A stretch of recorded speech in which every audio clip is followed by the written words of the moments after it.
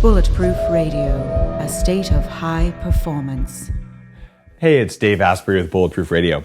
Today's cool fact of the day is about arrowroot. Arrowroot is an easily digested and kind of nutritious starch, and it's used as a thickener in cooking. But what you don't know about this stuff is that it's called arrowroot because it is the antidote for poisoned arrows. This is actually true. I'm not making this up. Oh, look at that. This means if you ever get shot by a poison arrow, you definitely don't want to go to the doctor. You should just eat some kind of processed food with thickening gunk in it. Okay, maybe not. Well, likelihood if you're getting shot by a poison arrow, you're in the Amazon and there are no doctors around. So there's witch doctors, Mark.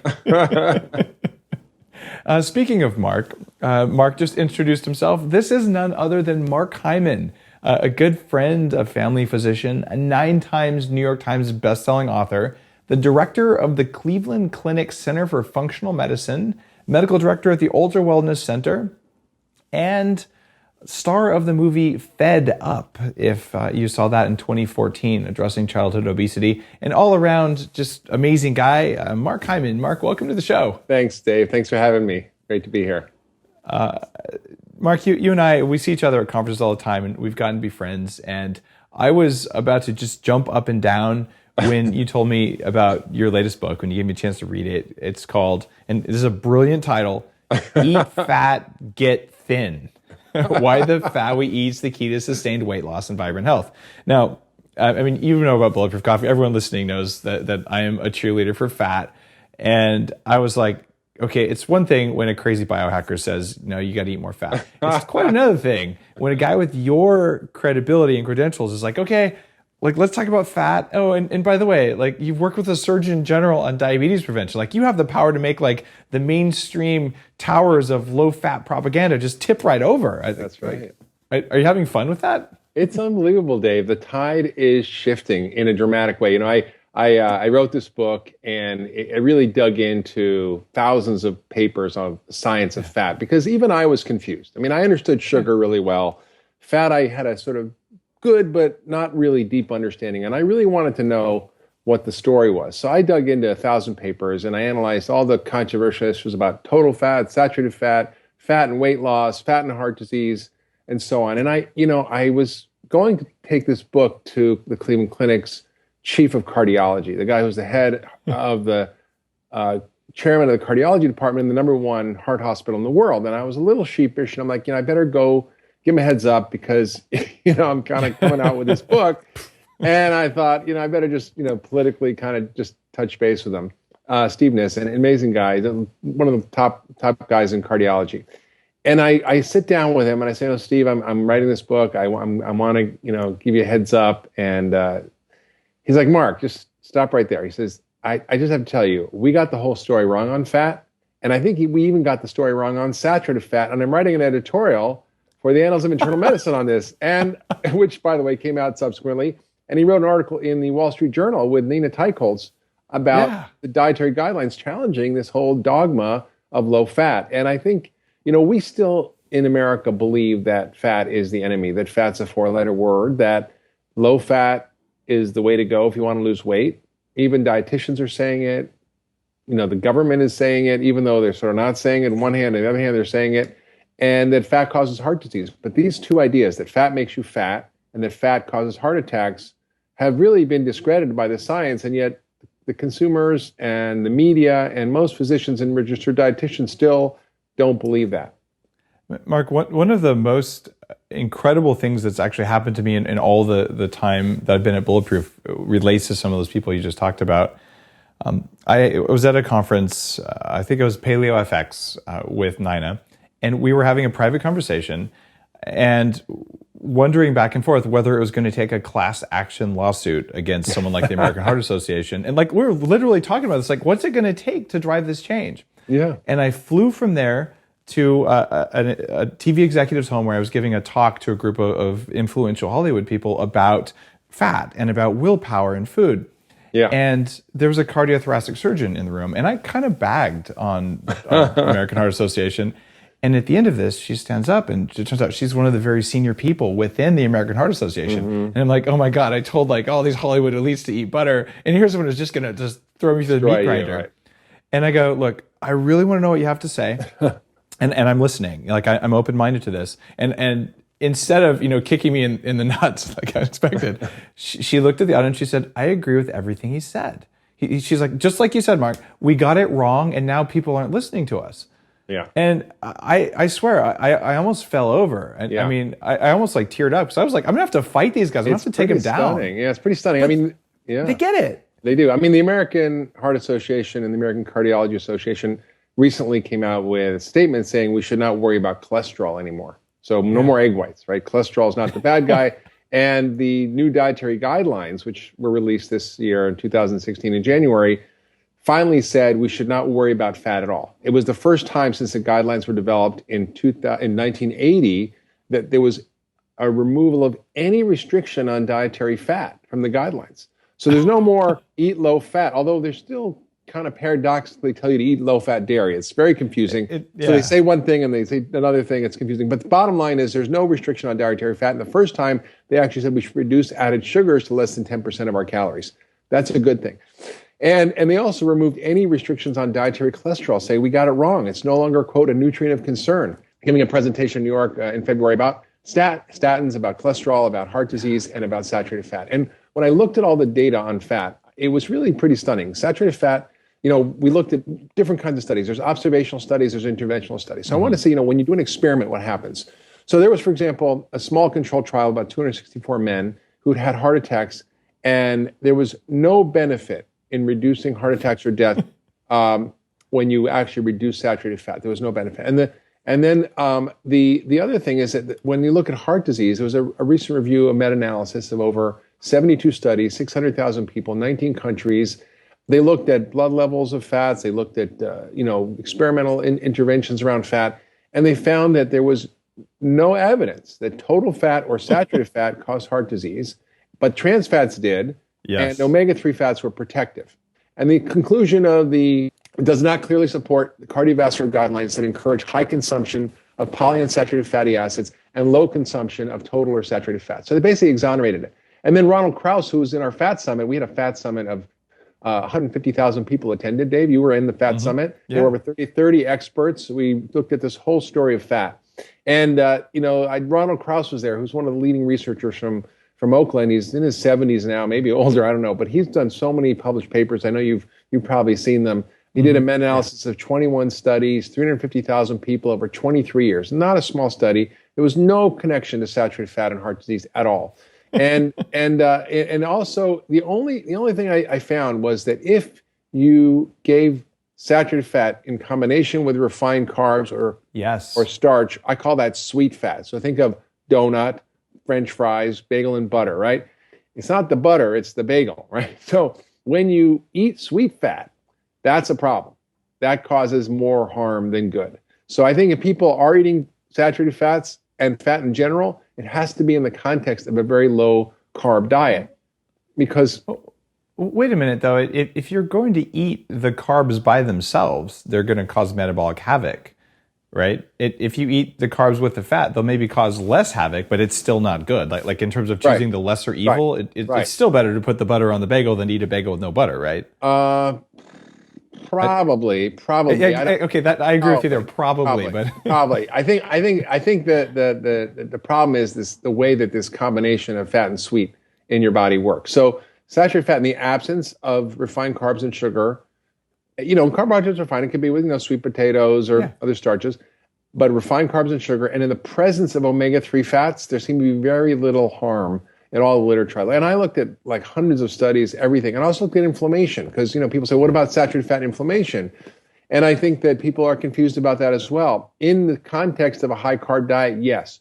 But in feeding studies, and this is fascinating, 12% carbs, very high fat, up to 86 grams of saturated fat. That's almost 50% of your diet, not from fat, but from saturated fat. Yeah. Okay, that's a lot. Okay, that's a lot. So butter is only 60% saturated fat. So it's just a lot of grams of saturated fat.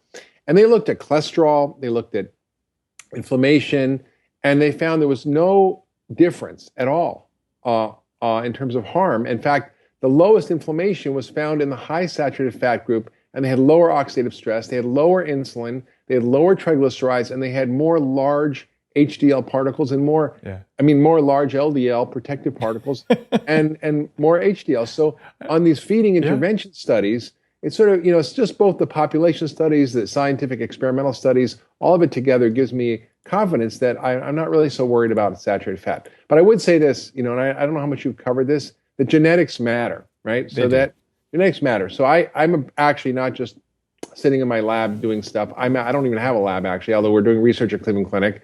I'm seeing patients. That's what I do for a living. I'm a doctor, and I still see patients. And, when you do stuff with patients, you see not everybody's the same. So some people genetically respond better to fat, some people don't. And I've seen real variation in the population. I even talked to Dr. Krauss about this. There's real heterogeneity genetically in how people respond to sugar or to fat. So I think that's clear. We know, for example, with sugar and carbs, that if you're certain ethnicities, right, if you're Samoan or from the South Pacific, Native American, African or African American, Asian, or you're even Indian from India, you're much more likely to be pre-diabetic or diabetic. Tend to be more carbohydrate intolerant. They can't tolerate the same amount of carbohydrate as somebody else. They'll become more diabetic, more likely to gain weight. And I think there's a group of people that are also more fat intolerant, and I think genetically don't do as well with certain types of fat or fat in general. So I think it's a smaller group because, by the way, 70% of Americans are overweight, and most of them are carbohydrate intolerant, so they do better on higher fat diets. But I think we have to be, smart practicing this, and we're going to become more sophisticated. We'll be able to take a drop of your blood, put it on a chip, and look at what diet you should be on based on your genetic predispositions. And I think that's really important for people to remember. It also leads to a new attitude of respect and tolerance. When you go to a restaurant or you go to someone's house and they're offended that you don't eat whatever they eat, it's like, look, if I have an Apple iPhone and you're an Android phone, like we're both phones and we can call each other and like it's all good, but I can't install your apps on my phone because it just doesn't work. That's a great analogy. I'm like, sorry, we're different, but like we. Yeah, right. So that's good. I've found this a lot, and finally it's like, look, I don't eat things that aren't compatible with my biology. I don't eat things that make me weak, and there's a long list of things that I've determined don't work for me, and some work okay, and somewhere it's like, look, if I eat that, I'm going to feel like crap tomorrow, and I'm just unwilling to do it. Yeah. And it's not that what they're eating is bad or what I'm eating is good. It's that, no, I've cracked that code. Yeah. And some of it has to do with fat, some doesn't. And I always say the best doctor in the room is you and your body, and you need to listen to it because it will tell you and give you feedback, and you will know how you feel, how your body functions, what your numbers look like. So I always say, let's experiment with my patients. Let's try this, see what happens. I mean, I had this one patient who was so resistant to weight loss, and her cholesterol was way over 300. Her triglycerides were off the chart, like 300, and I was worried about her. And she was struggling and trying to do the right thing and ate a whole foods diet and was following, a really good basic diet. And it was very low in refined sugars and refined carbs, but which wasn't working. So I said, look, let's do something crazy. Let's just try an experiment for 6 weeks, and we'll put you on a very high fat diet, like 70% fat. Let's just try that, okay? Butter, grass-fed butter, coconut oil, olive oil, nuts and seeds, avocados, just go for it. And cut out all the starches and sugars, no grains, no beans, just see what happens. She's like, calls me back 6 weeks later, we had an appointment, and she lost 20 pounds, had never been able to lose weight. And her cholesterol dropped 100 points. Her triglycerides dropped 200 points. It was just stunning to me. And I in 6 weeks. Yeah. I mean, no, I had a guy who did my 10-day detox, which, by the way, is 50% fat. I don't actually advertise that. So is the Bulletproof Diet, by the way. Thumbs up for 50%. Yep. 50% fat. And this guy was sitting at a conference with Toby Cosgrove. This is when I first got my job at Cleveland Clinic, and we're sitting at this very exclusive meeting of very high net worth individuals. And this guy sits down at this dinner table. And on one side of me is Elizabeth Holmes from Theranos and Toby Cosgrove, the CEO, all that kind of crowd. And he goes, "Oh, Dr. Hyman, I can't believe it's you. I just did your 10-day detox, and not only did I lose 10 pounds in 10 days, but my cholesterol dropped 100 points, and my triglycerides dropped 200 points, and my asthma and reflux went away." And I'm like, yeah, exactly. What do you say to the people with hypercholesterolemia, the familial kind? That, for people listening, what that means is people who have a genetic predisposition to very high cholesterol. I have a good friend who uses bulletproof techniques and feels amazing and got rid of lifelong fatigue on a high-fat diet, but he already was on statin drugs since he was a teenager. Yeah. So in your experience... Did his cholesterol go up or down on that? It went up a little bit, but it was already north of 300. So he's hovering on 300-400 no matter what he does. And on statins and a low-fat diet that ruins his life, he can get it down to 190, but then he hates his life. Yeah. And I have a few other people who've reached out to me, clients or just people on the Bulletproof forums. And I don't really have an answer other than you have to start hacking. You need to try which carbohydrates are ruinous for you, which ones aren't. But you know a lot more than this. You're a doctor. I'm a hacker. So what do you do with people like that? I'm a licensed biohacker. You're an unlicensed biohacker. Exactly. I think like I said before, I customize and teach patients. So for those patients, I might be a little more cautious about saturated fat and might work on other kinds of fat. Right, I might do more monounsaturated, more omega-3 fats, more nuts and seeds, more avocados, and I might pull back on the saturated fat because it does raise HDL a lot. So I think you have to see the sensitivity of people, and there is no such thing as familial. I mean, the homozygous dominant form is like 1 in a million, right? It's very rare unless you breed with your sister, then it's more common. But if you don't, bulletproof technique, don't breed with your sister. All right, done. But it's essentially it's pretty rare. The heterozygous form is more common. That's where you have one copy of the gene. It's less of a problem, but it's real. And I think those people do get heart disease, and I think those patients might need cholesterol-lowering medication or statins. But I would also look at all the other risk factors for heart disease, because it's not just cholesterol that's the issue. It's inflammation. It's oxidative stress. It's your methylation pathways, it's toxins in the environment, it's your insulin sensitivity. It's a whole host of things that you have to look at in order to sort of see how to fix your risk of heart disease. I talk about that in the book too, because I take down statins pretty hard, and I take down this whole cholesterol myth pretty hard. And I really, then people go, well, what do I do then? What is the real cause, and how do I fix it? And I think there are people who do need statins, but it's very, very few in my mind. And I think why do you recommend statins versus something that just binds to cholesterol? There's on the natural side of things. Yeah, cholestyramine. Because it gives you gas and reflux and constipation. That's still painful to take. Activated charcoal, right? If you look at activated charcoal, it binds to bile in a similar way and binds to cholesterol and causes excretion. And there are studies, not of anything that I make, but just studies of activated charcoal in general, that say a 15% reduction in LDL, at least in the study I'm thinking of. Well, Bruce Jenkins did a great study. He used whole soy foods. He used fiber, viscous fiber, soluble fiber, and he used I think almonds and plant sterols, which are plant compounds that are fats that help reduce cholesterol. And he compared that to statins, and there was as much of a reduction in a complex intervention components as statins. So I tend to, use all these things in combination. I'll use aggressive fiber, and I use, for example, PGX, which is a form of fiber that's made from cognac root, not the cognac you drink, but it's a Japanese fiber root, like a tuber that's very viscous, absorbs a lot of water, and can dramatically reduce cholesterol and the bad cholesterol. And it can also help reduce blood sugar. And I think that I use plant sterols. I'll use all sorts of herbs like berberine, polycosanol.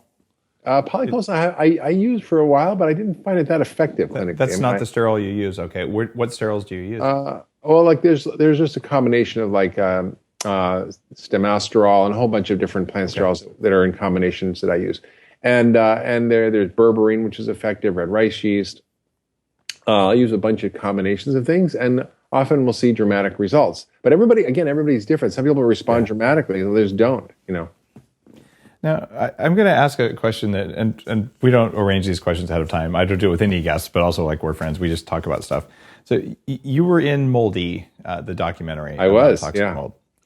One of the most impactful quotes that's made me question a lot of research out there comes from A.V. Constantini, who wrote the Fungal Bionics series. This is a WHO researcher who spent a lot of time looking at basically the effect of toxins in food and the environment on all sorts of human diseases. And he has a whole book, like with 900 references about heart disease. And there's a quote on the front. It says, there is a known cause of atherosclerosis. It is mycotoxins. Huh. And his theory, and I'm not saying it's only right, I'm just saying it's interesting, is that these are toxins that bind to and dissolve into fats. Wait. There is a known cause or the known cause? He says there is, let's see, there is a known cause of it. I think that's fair. I'm sure it's multifactorial. Like there's more than one thing that is contributing. Right. But what always scared me about these things about fat, well, if the fat has fat-soluble stuff that disperses in it that causes lesions in your arteries, like it does in animal feed that we know about, like in pigs, they monitor this stuff in pig feed because it goes into the fat. But if it goes into our fat, it causes the same thing. I feel like a lot of the studies on fat haven't tested the fat to see if it's actually clean fat versus fat that has things that are known to cause lesions in your arteries in it. Yeah, I think this is a real problem, Dave, and I think it's really been underappreciated. But if we look at how toxins are stored, there's something called persistent organic pollutants, and these are the 80,000 plus chemicals in the environment. They're pesticides, they're fertilizers, they're herbicides, they're phthalates, PCBs, BPA, dioxin, you name it, it's everywhere, and the average person is just full of them. So, in fact, there was a fat biopsy registry that was done on cadavers, and the average human had, high levels of most of the common toxins out there. So basically, if we were food, we wouldn't be safe to eat, right? We would be on the do not eat list because we'd be so That's toxic. a great quote. And I think if we look at animals, well, they're in the environment too, and they're exposed to the air and the water and the feed and all the stuff that even if they're grass-fed, organic, whatever, it's still a concern for me. So I do worry about it because that's where the toxins concentrate in the fat. And so I think we don't have a way of really looking at it. I don't think anybody's actually gone to the trouble of testing it. What about testing olive oil versus grass-fed butter? Yeah. The level of toxins in each of them, I don't know. Maybe no, but I think it is a concern for me. So part of what we do in functional medicine is really focus on how do you upregulate detoxification and how do you maximize your body's excretion of these things and what can you do? And I think, your things like activated charcoal, cholestyramine are great, but there's all sorts of ways to upregulate your body's natural capacity to get rid of junk. What are your top 3 favorite ways of upregulating? I mean, everyone listening has to want to know that now. Well, I have a personal interest in this because, you were poisoned by mold. I was poisoned by mercury. Yeah. Oh, me too. I had the whole mercury chelation as well. Okay. I didn't realize we had that in common even. Yeah, okay. That's actually what helped me biohack my way out of this because no one could figure it out. I was so sick. And my mercury after a challenge test was 187. So you probably know that's like just off the chart, right? Yeah. Completely off the chart. So I do a couple of things. One is I make sure I have a few cups of brassicas every day, like broccoli, collards, kale, Brussels sprouts. I don't want to have that much raw brassicas because they can nuke your thyroid. I mean, I love you, man. You're so right on this stuff. Okay. I actually read a report in the New England Journal that this woman thought bok choy was healthy, so she decided to eat 2 pounds of raw bok choy every day. And a little crazy, but she ended up in a hypothyroid coma. Whoa. Yeah. So, you can drink too much water, you can eat too much bok choy. And so I think I make sure I eat those. Garlic is a great detoxifier. And then I make sure I do things to help my body excrete. So I make sure I have plenty of fiber, so I'm excreting and my bowels are moving really frequently. I make sure I drink lots of water to flush my system. I make sure I sweat. I have a steam and a sauna. I go in regularly. I exercise, which helps you detoxify. And then I use a whole host of, I know this is more than 3, but anyway. This is great. Now keep going, man. Don't stop. And then I use a whole host of nutrients that help me support my liver detoxification. So methylation support's really important. That's B6, folate, B12. I use also things that help me boost glutathione, whether it's green tea, whether it's catechins in green tea, whether it's things like N-acetylcysteine or L-lipoic acid or milk thistle. I make sure I do things to upregulate selenium. And I make sure I have all the cohort of nutrients to help my liver detoxify. And so I've written a lot about detoxification, living clean and green in many of my books. And I think I explain how do you make sure you get your liver working and your whole detox system working, because it's critical. Sometimes I even use IV glutathione as a way of just sort of keeping myself going. I do too. I've traveled. I posted a picture of my track marks the other day. I'm like, hopefully I'm not offending anyone with this, but like these are the good track marks, right? Yeah, right. Yeah, no, it's so true. So I find it absolutely refreshing that as a physician, you're talking about all this stuff and you're being really open about it, because if this is what you're doing for your own health and performance, and you have a pretty stressful life, you're launching a book, Eat Fat, Get Thin. I would imagine you're destined for the New York Times list again for probably your 10th time if this happens. And I know how hard a book launch is. So you're pushing hard on multiple fronts all the time. You're moving the needle in a big way. So you have more toxic exposure and more stress exposure than most people listening to the show right now. Yeah, maybe. It's all, yeah.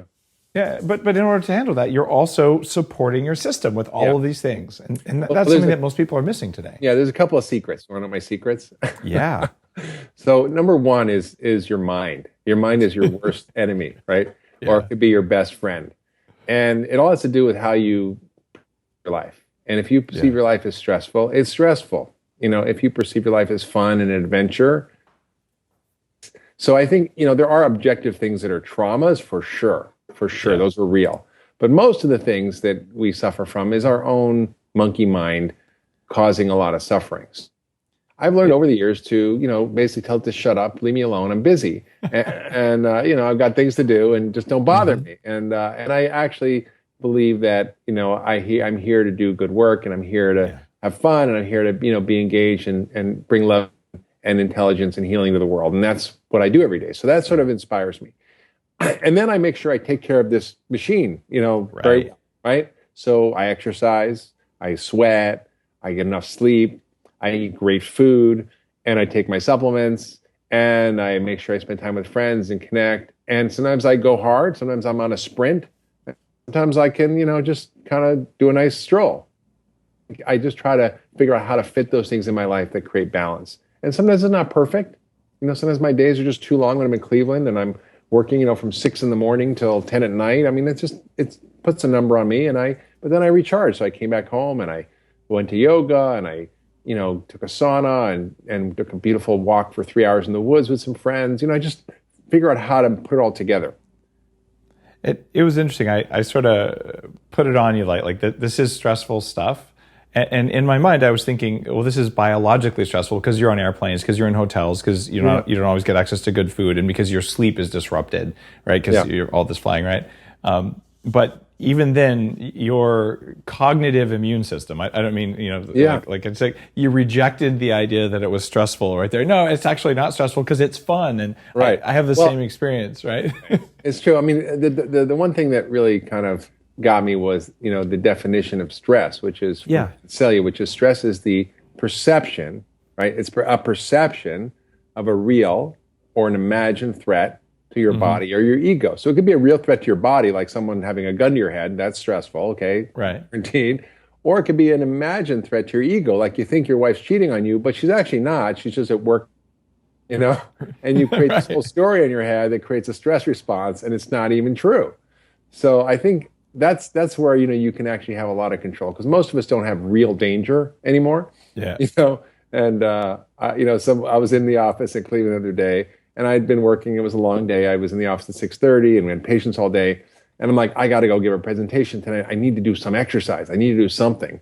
So I said to some of the workers in my office, let's go do the 7-minute workout. It's like 7-minute high intensity interval training. Let's put on some music. And they're like, oh, we're working. I'm like, listen, nobody's dying. We're not in the ICU. Let's just go here. 7 minutes. Let's do it. And so we put on some music, and it was like everybody started coming in the room. We all started working out. It was just so fun. And, people can just take that minute to stop and just be, and it's great. It is. And it also highlights the difference between struggling and working hard. Right. So you're working hard, but you're doing it in a way where you're providing value to the world. You're spreading your message around fat and around all the other things that are possible for us to do. Is someone else in a similar position could be like, oh, it's such a struggle. I'm working so hard. And it's the lack of struggle that makes it easy, but it's not because it was easy to start with, right? It's because you have to get out of your mindset. own way. Right. You have to get out of your own way. That's the key. And I find that really helpful. All right. Now, this is way off the topic of fat, and I want to circle back to fat. Well, actually, the thing is, the more fat I've eaten, it's fascinating. The more fat that I've eaten, my brain is sharper. I mean, honestly, I wrote my book, this one, Eat Fat, Get Thin. I wrote it on Bulletproof. Oh, did you really? You're the man. I would wake up in the morning and I'd have my MCT oil and my coffee, and I would just like sit down and I would write and be like, how do you write so many books? I'm like, well, you know, and I just found my mind was alert, I was focused, and it just helps me, and my body's changed. You know, like I looked back at pictures of my body when I was, and I've never been fatter, but I was probably 15 pounds heavier, and I had a little love handles, and, you know, my body wasn't muscular. And even though I ran like 5 miles a day, I was a vegetarian. Right. Like I didn't know, like I thought I wasn't really out of shape. I just was not in a nice shape. And then I'm 56 now, and I take my shirt off. I look in the mirror. I'm like, wow, like I've got a six pack, and I don't work out that much. I work out less than I used to, and I'm more fit. It's just a strange phenomena. Like it's really powerful. It's powerful, and it's one of those things where, look, we all have this capacity, and if the food you put in and all the other crap programming you have takes away all that capacity, it was always there. And I never knew that either. But the same things happened. I was on a Dr. Drew's show. I'm guessing you must have met Dr. Drew, from Loveline. And he also kind of fell in love with Bulletproof to my great surprise and delight, and just with the coffee. And the first time I went on, he didn't say something, but the second time I went on, after I've been doing this for like 8 years now, with just amounts of butter that I was a little afraid of, but I'm like, the studies support me. I'm just going to do this. Right. And he's like, Dave, you look like someone who was never fat. Because when I first met you, you look like someone who lost 100 pounds. But now, like, so I think over time, something's happening. Right. And I've seen a study that said the half-life of fat in our cell membranes is 700 days. Can you talk a little bit about how long it takes to like get rid of all the fat, like that's structural fat in the body, not the bad fat? That's really important. So there's two kinds of fat, right? There's storage fat, which is like your fat cells, but there's also fat that's just part of who you are. You know, your brain, for example, is 60% fat, and most of it's omega-3 fats.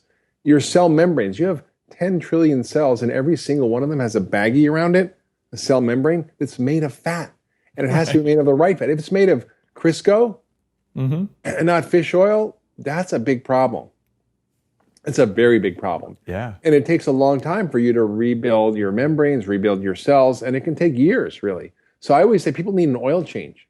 You know, we need an oil change because we got the wrong oil. We got to rinse out the old oil and put in the new oil. And by putting in the good oils, you literally change the structure of your body. You change the structure of your tissues and how they function. Because your cells are like the ears that listen to messages from everywhere in your body. In order for you to receive those messages and cells to communicate, things to function, you to be happy, you to have happy immune system, happy brain function, all of it depends on this great communication. And if your cell membranes aren't functioning right because they're stiff or they're inflamed, or they have the wrong combinations of fats in the membranes, you can't function very well. And we see this. We see, there was a Hyman, I talked about this in the book. You might know Hyman from the NIH, did a lot of the research on omega-6 fats and omega-3 fats. Right. And he found that when we started eating like 20% of our calories of soybean oil, right?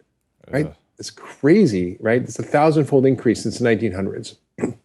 We actually found that there was an increase in homicides, suicides, violence from those countries that increased the omega-6 and decreased the omega-3s. And when you switch that up, the opposite happens. And I've seen these studies where you give omega-3s to prisoners, violent crime goes down in the prison. It's amazing. Now, there's a flip side to this too. And I've looked a lot at cell membrane chemistry. Doubtless we've read some of the same papers over the years. You've probably read a lot more than I have. If you go really high dose fish oil and you get excessive fluidity in the cell membrane, like what are the risks? What happens if you do that?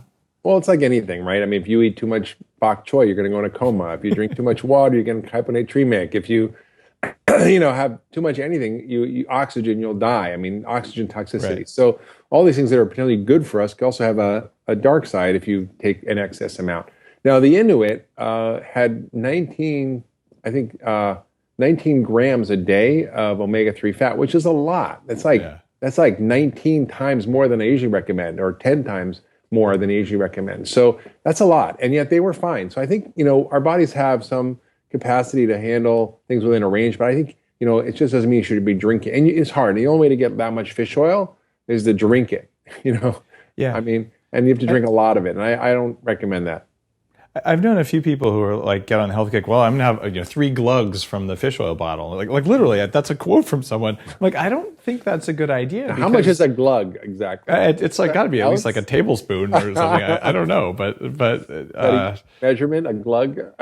Yeah, and I've seen guys on 30, 40 grams a day, and their skin looks like it's kind of melting off their body. Like they don't look healthy. They look sallow and pale, right? Yeah. And so there's an ideal amount. People think a lot's better. It's not like that. Yeah.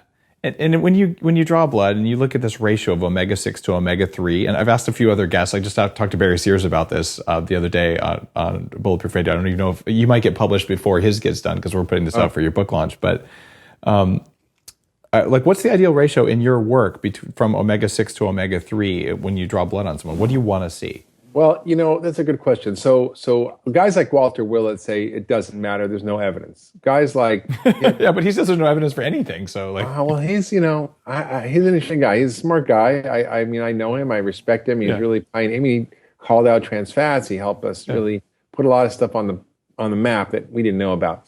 But that's a fair point. But but I think that there's a lot of evidence from Simonopoulos, from NIH, and Hiblin from the NIH that we do need a balance. And so the question is, what should be the balance? So you can look historically and say, well, what was the balance? Well, how much did we eat? And I review that in the book because for each of the fats, I say, what was our historical consumption of these fats? And from the typical diets of hunter-gatherers, what did they look like? And the omega-6 to 3 ratio, depending on where you lived, if you were a coastal, like an Inuit, and then all you're eating was omega-3 fats from fish, you'd have a higher amount. But it was probably 1-to-1 to 2 to 3-to-1. And so 1-to-1 omega-6 to omega-3, 2 or 3-to-1 for omega-6 to omega-3. And so we actually test people in our clinic, and we look at the omega-3s, omega-6s, the ratio, arachidonic to EFA ratios, and we look at all these patterns, and we can see, the people who don't consume a lot of fish are typically very omega-3 deficient. And if you're a vegan and you don't take fish oil, or you don't take a lot of the precursors, which are ALA, although they don't convert very well for most people. 45-to-1, right? Yeah, I mean, it's hard. Unless, there's so many things that interfere with the ratio, with the conversion of ALA to EPA and DHA, which is the good fats you want, because we're toxic, because we have nutrient deficiencies. There's all these things that interfere with this enzyme. Then you need to get the preformed DHA or EPA, and you can get that from sometimes plant foods like algae, but most of the time it comes from fish. And I think people do need it, and far more than Americans have. 90+% are deficient. So I think we have way too much refined oil in our diet. 20% of our calories, and we have almost no omega-3, and I think that is creating a huge havoc in the body. And I mentioned before, saturated fats, and some of the research I overturned was saturated fats can be a problem and drive some inflammation if you don't have adequate omega-3s, because they increase, some of the eicosanoids that drive inflammation. So Barry Sears said, he was afraid of butter because the palmitic acid in it would be so bad, which isn't my experience. I track my inflammation dramatically in butter, at least when I eat the rest of the Bulletproof Diet, and which isn't very, you and I are, I don't know, there's probably nuances in where we disagree, but I would open your book and say, do what that says to anyone. And I'm totally good with that. Yeah. So let's say we're eating the way we eat. What is your take on palmitic acid in the context of the whole diet versus doing that? Well, it's fascinating. When you look at the research on palmitic acid, in the blood, palmitic acid and stearic acid are even chain saturated fats that have been linked to heart disease. They do cause heart disease. So that's an important thing to note. Then the question is, what causes high levels of those fats in the blood? Is it saturated fat? Sure. Is it actually eating the saturated fat? So the real question is, what causes high levels of palmitic and stearic acid in the blood? Is it saturated fat or not? So this is actually well documented, and it's fascinating. This is one study I said where they gave 86 grams of saturated fat, not just fat, but saturated fat. That's a big load. Yeah. There was no impact on blood levels of saturated fat. So the saturated fat you eat does not change your blood level of saturated fat. That is when I read that, I was like, oh my God, I didn't know that. That's like nice. I didn't know that either, Mark. That's you huge. go. I taught Dave ask you something. That's impressive. Of course. That's impressive. So Yeah, you should check out this literature. It's fascinating. And so the palmitic and stearic acid are formed through a process that's in the liver called lipogenesis. Yes. What causes lipogenesis? Sugar, fructose, refined carbs. They all drive actually this process of producing lipogenesis. They produce saturated fat. They produce palmitic acid, stearic acid. They increase triglycerides, lower HDL. They create inflammation. They cause fatty liver. This is a nasty thing that happens. So when you increase insulin, you're actually increasing this activity called lipogenesis. So when you eat fat, it inhibits lipogenesis. In fact, I don't know if you know this study, but there was a fascinating study where they were giving alcohol to rats to give them fatty liver. Mm-hmm. And then they gave them MCT oil. Sorry, it doesn't work. No, it does work. No, MCT oil is protective, right? Yeah. So when they try to give them fatty liver, and then they see they actually, even while they were still drinking, and they had these drunk rats, they were still able to reverse the fatty liver using MCT oil. So that is remarkable. Yeah, and that has to do with this fact of how the liver is affected by carbs and sugar. So, but in that study, Mark, just for people listening, they didn't use all 4 MCT oils because there's 4 kinds of MCT oil. They only used 2 of the 4. Yeah, and that's a big thing because there's companies out there selling the long chain fat that's artificially labeled as medium chain lauric acid as if it has these special effects that MCTs have.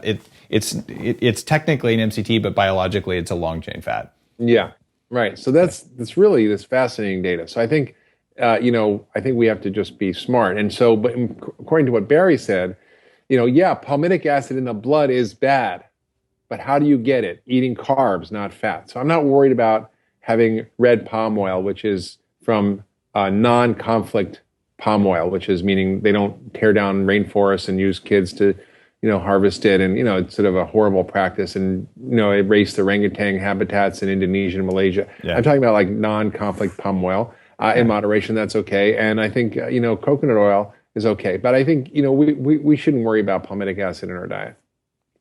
Yeah, my experience is that it's simply not inflammatory when you eat it in conjunction with a kind of diets we recommend where you don't eat sugar with it, eat vegetables and meat with it. And it like the numbers aren't there for inflammation. Like it's empirical evidence. It's like you can do it to yourself. You can draw your blood and you'll see if it's causing inflammation. The other thing I want to say is really, really important is that if you look at your plate, right, probably 50 to 75% of your plate should be vegetables by volume. Right. By calories, 50% is fat. Fat doesn't take up a lot of volume, right? Yeah. A couple of tablespoons of olive oil, that's a lot of fat. But, a couple of tablespoons of olive oil probably has more calories than an entire pile of vegetables, right? So by volume, your plate should be mostly vegetables. By calories, mostly fat. There's a strange thing. Back in 1994, when DSHEA was being made, this is the regulation that allows us to take supplements without treating them like drugs. The stuff the pharmaceutical industry is still trying to overturn so they can make basically lots more money and restrict our access to supplements. But back around that time, they were categorizing fats as saturated fats, and medium chain triglycerides, which are technically saturated, they got lumped in with long chain fats, even though biologically they have entirely different effects on the body. Yeah. They're metabolized differently. Can you walk through some of the differences there? Because when I put my quote, my recommendations are at least 50% of your calories from fat, up to 70 or even 80. And of that, at least half of it should be saturated. But I also pour brain octane, which is one of the 4 medium chains. I pour it on after all the other fat. And it technically is a fat, but it metabolizes differently. Can you walk through the differences in how your body works on those fats? Yeah, sure. I mean, I think, there's 2 things. One is, what does the data show around how it affects the body? Because you can get into the biochemistry, that's interesting. But I think, that's what I'm at the end of the day as a doctor care. You're a clinician, right? Right. So I think that the other thing that, and I'll answer your question, which is they're absorbed differently. They don't have to go through the lymphatic system. They're not metabolized in the same way. They actually are super fuel for your mitochondria that produce energy. They help improve your fat metabolism. They help to reduce your fat storage. And they actually shown to do that in many, many trials when they're done experimentally, comparing corn oil, let's say, and MCT oil. Their metabolism is faster. Their calorie burning is faster. Their visceral fat goes down. Their triglycerides go down. I mean, everything gets better when you use higher levels of MCT oil. So the data is pretty impressive on that. And I think it's interesting. I would credit you with bringing this to popular attention. Most people have never heard of MCT oil. A few geeky, fitness people knew about it, a few geeky scientists, but it wasn't something that was out there that people were talking about. It's used therapeutically in various products that are used in medicine, but it's really was something that was sort of like, what is that? It's not something we really paid attention to. But I would credit you with really bringing this to light for people and helping them understand it and helping people know that it can be part of an effective strategy for getting healthy, for helping your brain. I mean, I use it in my Alzheimer's patients. I use it in kids who are autistic. I mean, I use it in all sorts of patients. So I think it's really a powerful substance that's very different qualitatively and biochemically than other fats. Do you count it in your 50% in eat fat, get thin? You're like 50% of your calories from fat. Does MCT oil or the specific subtypes that I use, do those count in the 50% or are they something else? Here's the truth. When I analyze a diet, that's what it is. But I don't think it's helpful for people to think I'm gonna have this many grams of carbs, this many grams of fat, this many grams of protein. Agreed. I'm gonna have this many calories. Like I drive myself crazy trying to. And then on top of that, you have to be, a PhD in nutrition. And on top of that, if you were, you probably get it wrong half the time. So it's super hard to think that way. So I think about what should I eat? If I just figure out what should I eat and include those foods in my diet every day, the math takes care of itself, right? Yeah. Math takes care of itself. So if I'm not eating sugar and refined carbs, and I'm eating protein, vegetables, nuts and seeds, olive oil, avocados, coconut butter, MCT oil, I don't worry about it. Like I just make food and then it sort of takes care of itself. Well, what do you say to it's usually the hyper exercise, like the fitness crowd. I get a lot of these young kind of, I'll use double blind placebos to discredit whatever, but they're going to look at a high fat diet and go, there's too many calories in there. My favorite is there's 460 calories in a large cup of Bulletproof coffee, therefore it makes you fat. And I'm like, okay, but you don't drink the whole cup if you don't want to. And it's like, what do you say to people who say, well, high fat diet makes you fat? About that. Let's talk about that. That's the whole thesis, right, of the book is eating fat doesn't make you fat. So, David Ludwig, who is a friend of mine, and he's one of the top researchers, Harvard, Stanford, MD, PhD, brilliant guy.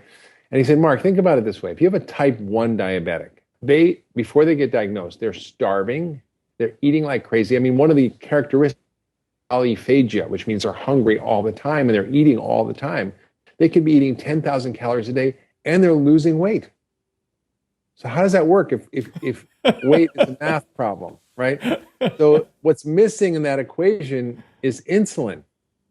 Yeah. Insulin, because their pancreas pooped out. So they have no insulin, they can't store fat, right? Even if they're eating, right? Even whatever they're eating, doesn't matter. So in the absence of food that spikes insulin, protein will, right? Fat won't. So fat doesn't do that. And so it's not just a math problem. You can eat actually more calories and you won't gain weight if you're eating the right calories because your body will burn them and not store them. And then fat actually induces the release of fat from your fat cells. Fat actually cuts your hunger, so you end up eating less anyway. You're not going to eat so much in the course of a day. And it actually helps with fat burning. So it speeds your metabolism, releases fat from the fat cells, and cuts your hunger, which carbs do all the opposite. When you go build, increase in insulin, it's an anabolic hormone. It pushes fat into the fat cells.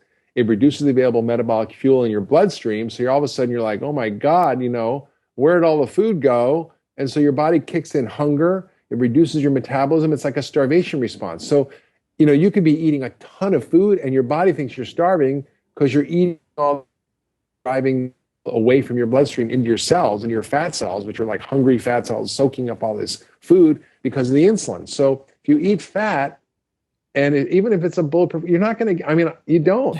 You just don't. It's really funny because the reason there's no protein in Bulletproof coffee is because protein raises insulin a little bit. And the reason there's no sugar in there is because it raises insulin. I'm like, what would you drink to be full and have no insulin effect? There's only one choice. It's fat. And then you pick the right fats, right? There's other complexities in there. But the basic thinking was like, you talk to Gary Taubes. I met him, I think in like 2008 2008 or 2007 or something. I'm like, this is amazing. And you look at all that stuff, it just seems to make sense that controlling insulin is a part of the equation, but it's not the only part. What are the other big variables in there that the people should think about when they say, oh, fat is going to make you fat, calories are going to make you fat, stuff like that? So you look at all the factors, right? You look at your genetics, your predispositions, how much carbohydrates you can have, your overall fiber in your diet. I mean, for example, in one of the Walter Willett studies, he found that in 40-something thousand men, those who had a high saturated fat diet but lots of fiber at the same time, they didn't seem to have any risk. So I think you can mitigate your risk by actually looking at the whole complex of your diet. Okay. What do you eat for breakfast, lunch, and dinner on an average day? Okay, well, for breakfast, I have two options, my favorite two options. I have a fat shake, which is typically nuts and seeds. So I have chia seeds, hemp seeds, walnuts, pumpkin seeds, and I'll put in almond butter, coconut butter, and usually blueberries, wild small blueberries, some coconut milk, and I blend it up, and it's delicious. It's very dense, high protein, high fat, very low sugar. I'll have avocados and some greens, and then I'll pour olive oil on it. So I have fat on fat on fat. For lunch, I would have, let's say, like my favorite is arugula. That's one of my favorite lettuces. This is also in the sort of detox family. And I put on, let's say, pumpkin seeds or pine nuts, and I put on olives, and I'll put on avocados, and I'll put on olive oil. So it's fat on fat on fat on fat, and a salad, right? And I'll put even a can of salmon, wild salmon on there. So there's more omega-3 fats or sardines. So that's a typical lunch. And dinner, I just have a piece of protein. Let's say, that's mostly plant foods until dinner. Yeah. Mark would talk VB6, but I'll have either grass-fed lamb, sometimes a grass-fed beef, but I eat that much. Bison I like. Sometimes I'll have a fish. I'll have fish, shrimp, scallops, fish, and low mercury fish. And I'll have a ton of vegetables. So probably 50% of my plate will be vegetables. And I get unlimited refills on that side. And then, occasionally I'll have a half a sweet potato. And then maybe for dessert, I'll whip up some blackberries with some a can of coconut milk and frozen blackberries and have a dessert. Well, I'm coming to your house because you're one of the few guys who would, who I'd sit down and we would absolutely eat that. Yeah, totally. Quick question on, and this is maybe just a trivial thing. I've been looking at chia seeds, relatively high in omega-6, but also very high in phytoestrogens, way more of this vegetable estrogen than soy protein. And is that of concern to you? Oh yeah, this is I know this topic inside and out, and I think that this whole issue of phytoestrogens is so mislabeled. Okay. These are Help us out here. These are modulators, right? It's sort of like a thermos, right? A thermos knows what to do. It keeps your lemonade cold in the summer and your soup hot in the winter, right?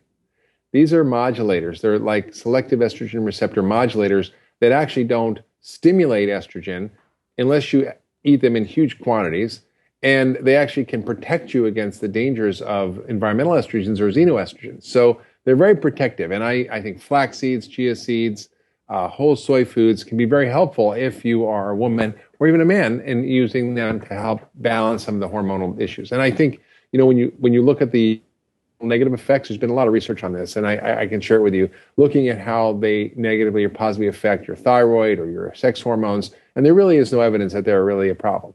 I think when you say whole soy, do you mean edamame or do you mean like soy protein? I mean like tofu, I mean traditional soy foods, tempeh. Okay. In amounts that have been eaten traditionally, right? Same thing. In a small amount there, all right, fine. Right. I agree there, okay. So it's like you think about, well, tofu's good, but it doesn't mean you eat it 6 times a day, right? Yeah, you don't scramble it like eggs because it's not eggs, right? Right. Okay. So I think having it in traditional ways is really important. So really it's about a complex diet. It's about a lot of variables that affect you. And I think you don't want to sort of think this is one food I should have. It's good, so I should have a ton of it. I think that's you have to be careful of. But I think the whole issue of phytoestrogens, I'm not worried about. I think they know what to do, and they either block negative effects of estrogen, and they can help reduce the risk, like lignans and phytoestrogen, flax seeds.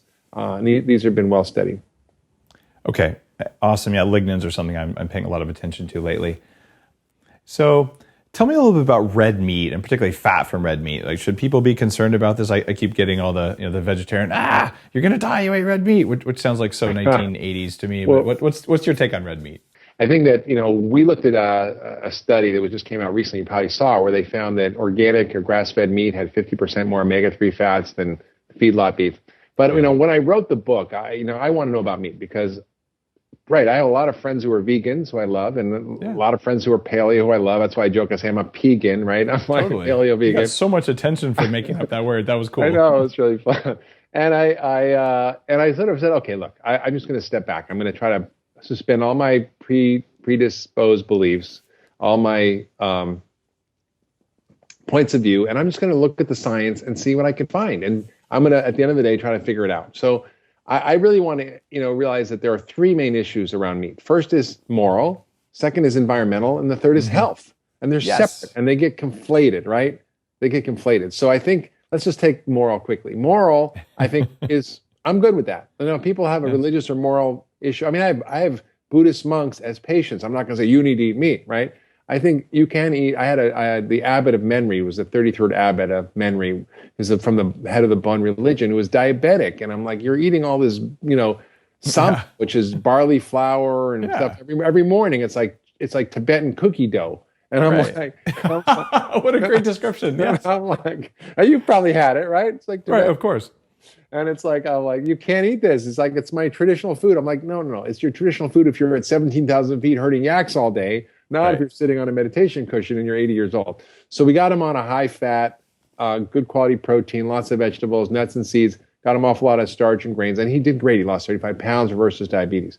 So I'm not opposed to that for moral reasons. Environmental reasons, absolutely. This is a big issue. I think feedlot farming, factory farming, industrial agriculture has to stop.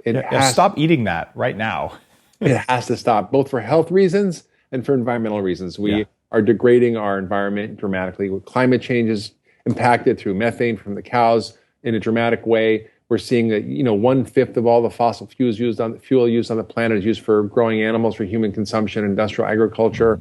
We see degradation of our waters through depletion of aquifers.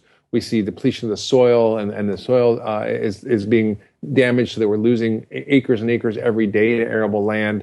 We are actually seeing traumatic changes in the toxicity in the water as well. It's affecting plant life, animal life, pesticides, fertilizers, all that's real. So I think from an environmental point of view, we should immediately stop factory farming, and that's going to limit meat consumption dramatically.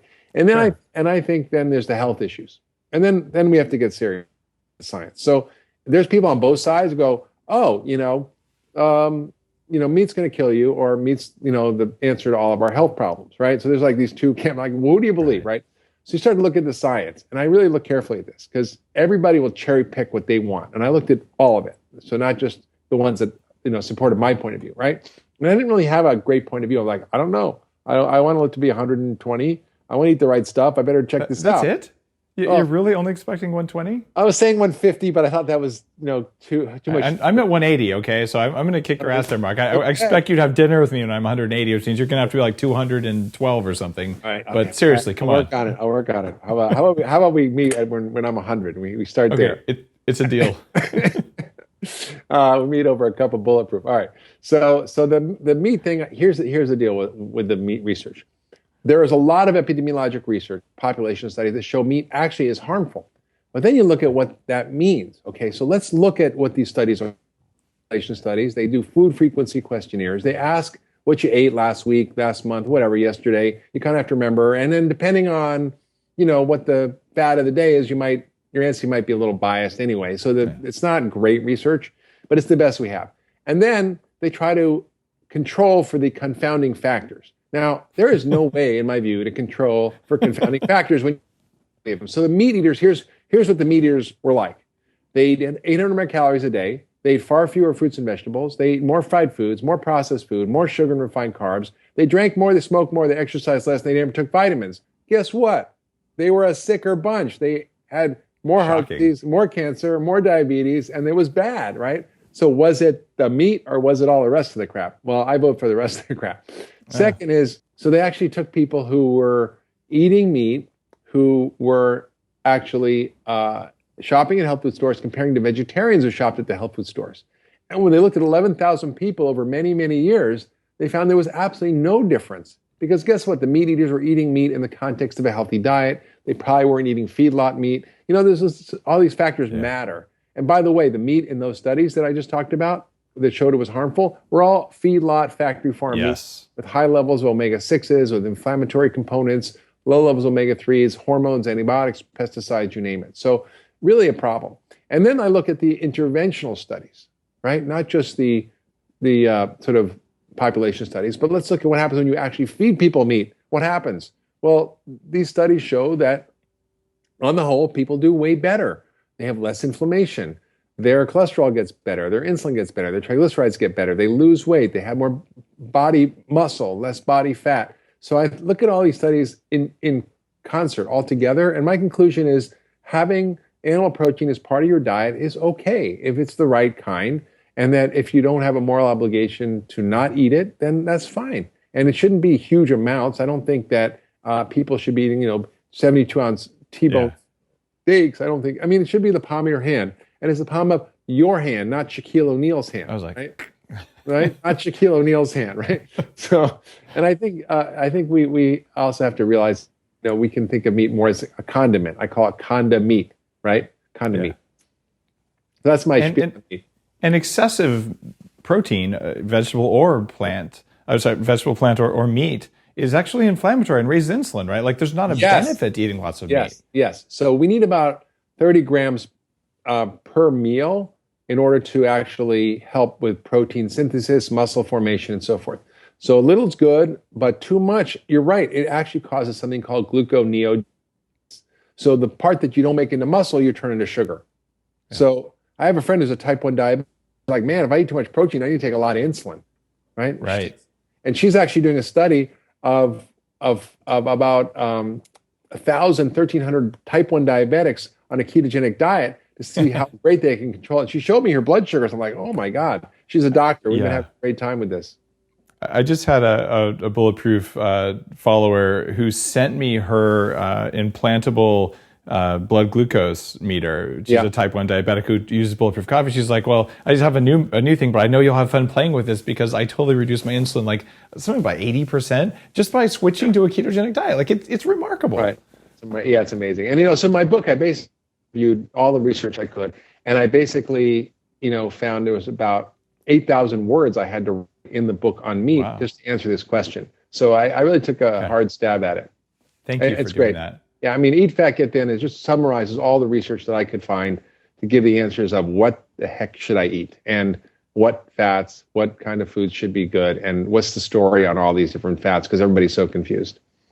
All right, Bulletproof listeners, now you know why Mark is on the show today. You need to go out there, pick up a copy of Eat Fat Get Thin. If you liked the Bulletproof Diet, if you're paleo, even if you're vegan and you listen to this just so I can make you mad when I tell you that you should eat some meat, whatever the deal is, there is a wealth of knowledge in this. It's very well researched.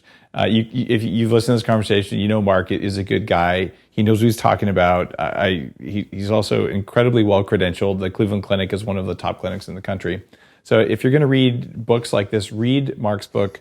Read Always Hungry by David Ludwig, who's one of Mark's friends, who was just on Bulletproof Radio. This is important stuff, and it's all going to lead you in the same general direction. Eat less toxic crap, eat more of the right kinds of fat, and eat a ton of vegetables. And it's not that hard. No. And there's nuances, and there's lots of ways you can tune and tweak, and you can be a high-performance race car. Or you can just be like a daily driver Honda, but you're going to be a lot better than the broken down wreck that you either are or that you are on your way to becoming if you're not doing this kind of stuff. Like this is just fundamental to being human. It's so true, David. It's so true. I think that the key thing people don't realize, it's not just about weight loss, right? Yeah. When I did the 1,000 people in the beta test, not only did they obviously lose weight and they blood pressure dropped dramatically and blood sugar dropped 23 points, but we had them fill out what I call the FLC quiz, which is when you feel like crap, the feel like crap quiz. And people are like, do I have sinus problems, joint pain, headaches, insomnia, irritable bowel, bloating, fatigue, whatever it is. And we give them a score. It's like a quantitative quiz. And at the end of the day, they take the score after the 21 days. And they had a 68% reduction in all symptoms from all diseases. There's no drug on the planet that can reduce your chronic disease symptoms by 68% in 10 or 21 days, which both of my programs have done. It's pretty amazing. So I would say there's no more powerful drug in the universe than what you put at the end of your fork. Very well said. Mark, there's a final question on the show. Yes. If someone came to you tomorrow, you don't know anything about them, and they said, Mark, I want to kick ass at everything I do in life. I want to be a better human being. What are the 3 most important things I need to know? What would you say? Eat whole food, move your body, and connect to your heart and love. There you go. Well said, and thank you for being a guest on Bulletproof Radio. Thanks for being a friend, and just thanks for doing your work, man. But Thanks, like you're Dave. standing up, you're fighting against an enormous just backlog of crap that's been built up. It's a belief system that isn't based on science or reason, but it takes a lot of courage and energy to stand up to it. And I love watching you do what you do. So keep it up. Thank you. I'm not stopping. Good. Don't stop. Thanks, Dave. If you appreciated today's episode, you know what to do. Head on over to eatfatgetthin.com. Head on over to Amazon and pick up a copy of Mark Hyman's book, Eat Fat, Get Thin. It's got my full endorsement. It's a wonderful book, and it's full of science that tells you why you ought to be doing these things. And if you have concerns, if you have questions, they'll probably be addressed in the book. And if not, head on over to the Bulletproof forums, head on over to Mark's website. You can ask questions there. The point there is it's not just a lone voice in the wilderness. It's not just the paleo community. It's not just the vegan community. There's all kinds of evidence pointing this out. The evidence has been here for a long time, and no one's talked about it, and the internet changed all that. So pick up the stuff, learn, and check it out. And while you're at it, subscribe and get some Bulletproof coffee, because, hey, life sucks without it, right? Have a great day.